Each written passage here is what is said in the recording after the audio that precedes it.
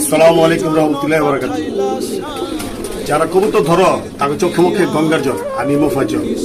কথা সেটা না, কথা হইলো যে এখন বিশ্বকাপ খেলা চলতেছে, খেলা নিয়ে আর্জেন্টিনা ব্রাজিল অনেক অনেক কথা বলে। যেমন কেউ দেখায় 5 স্টার কি করলো, হাইরা গেল, এক এক গোলে ড্র করলো। তাহলে 5 স্টার কোনো মূল্য আছে? মূল্য নাই। আবার এই যে 3 স্টার আজকে সকালে খেলা হয়েছে, এই 3 স্টারে 3-0 গোলে জিতছে।